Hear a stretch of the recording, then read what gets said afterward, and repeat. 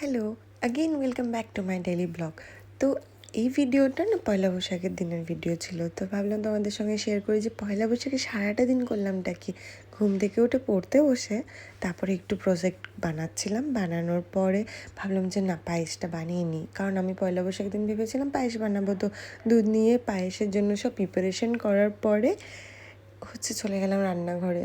ইচ্ছে তো করছিল না খুব সকালে উঠে পায়েস রান্না করতে, বাট কী করবো, পয়লা বৈশাখের দিন একটু তো ভালো খেতেই হয়। পায়েস বানাতে বানাতে আমার রোজ যেটা খাই আমি সকালবেলা, ডাবের জল আর খেজুর, সেটা করে খেয়ে নিলাম রেডি করে। তারপর দেখলাম যে অলমোস্ট পায়েসটা হয়েই গেছে। তো একটু কন্ডেন্সড মিল্ক দেওয়ার পরে আমার কাছে লাচ্ছা পরাঠার প্যাকেট ছিল, আগের দিন আমি কিনে রেখেছিলাম। তো সেটাকেই ভাজলাম, ভেজে একদম রেডি করে প্লেট রেডি করে আমি আমার জন্য নিয়ে চলে এসেছি ঘরে খাওয়ার জন্য। সত্যি বিশ্বাস করো, সকাল সকাল পায়েস আর লাচ্ছা পরাঠা খেতে এত কি করতেছ? কিছু করতেছি না, কাজই করতেছি। আবার কি বলবো,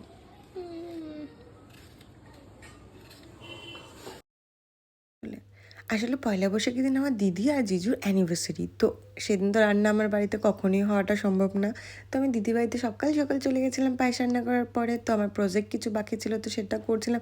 বেনিটাই হচ্ছিল না, এত ছোট ছোট চুল, বাট এত সুন্দর হয়েছিল প্রজেক্টটা। আলিয়া একটু হেল্প করেছে, দেন দিদির সঙ্গে হেল্প করলাম রান্না বাড়াতে। আর কিছু আবার কি করতেছ? পাঁপড় ভাজি। ও, পাপাগুলো অনেক তাড়াতাড়ি হইতেছে। গরম। তুমি কি গোসল করছো? মাথায় তেল লাগাইছো, হ্যাঁ না? আচ্ছা ঠিক আছে, বাই বাই। বোরিং লাগতেছে আমার। জানুয়ারি মাস থেকে না আমার দিনটা খুব একটা ভালো কাটছিল না। হ্যাঁ, শুরুর দিকটা খুবই ভালো কেটেছিল, কিন্তু এই কিছুদিন ভীষণ খারাপ কেটেছিল, মিক্সড ফিলিংসের সঙ্গে। আর এটা দেখো না, আমার দিদির বাড়ির নতুন সদস্য নিকি, দেখতে কত কিউট না। স্পেশাল দিনে একসঙ্গে খাওয়ার মজাটাই আলাদা। তো সবাই মিলে একসঙ্গে বসে পড়লাম খেতে। অনেক কিছু আইটেম হয়েছিল, বিকি ভাইও চলে এসেছিলো, ভাই চলে এসেছিলো, আমরা সবাই খেতে বসেছি অনেক ধরনের। তো সন্ধ্যাবেলায় রেডি হয়ে গেছিলাম, আমি একটু পড়াশোনাও করেছিলাম তার মাঝখানে। ভাই দেখো না জামার ট্যাগটাই নিতে ভুলে গেছে। এই যে আমিও রেডি হয়ে গেছি। এখন যাব বিকিকে, আলিয়াকে আর রুকসানাকে আনতে। তো আমরা সবাই চলে আসলাম সাগরডিঘিতে। একটু ঢং করে ফটোশ্যুট না করলে কি হয়, তো তাই জন্য এটাই করছি। এই যে মেয়েটাকে দেখছো গ্রিন কালারের ড্রেস পরা, ও আমার ভাইয়ের ভালোবাসার একটা মানুষ। তো আমরা সবাই, ওরা ভাবছে যে আমি ফটো ক্লিক করব, তো যাই হোক ফটো ক্লিক করছিলাম না, আমি ভিডিও করছিলাম। সবাই রেডি হয়েছিল।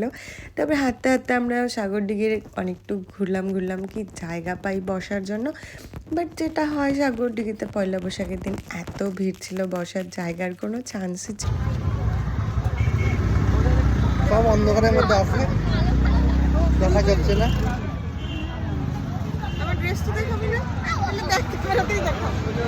আমরা সবাই একসঙ্গে থাকলে না ভীষণ মজা করি। তো বিকি ভাই ছিল জন্য আমি কিছু ভিডিও শ্যুট করে নিতে পারলাম, নাহলে আমার ভাই তো করেই না। ভালোই লাগছিলাম হয়তো দেখতে সবাই মিলে। আর সাগরডিঘিটা এত সুন্দর লাগছিল। এই যে দেখো না, দুজন বেস্ট ফ্রেন্ড এরকমভাবে গল্প করছে। তো তারপরে যাই হোক আমরা চলে গেলাম বাড়ি। যাই হোক, আলটিমেটলি নববর্ষ শেষ হতে আর 3 মিনিট বাকি। তো আমার দিদি আর আলিয়া বলল যে নববর্ষটা পার করেই যাই, তাই বসে আছি। খাওয়া দাওয়া শেষ।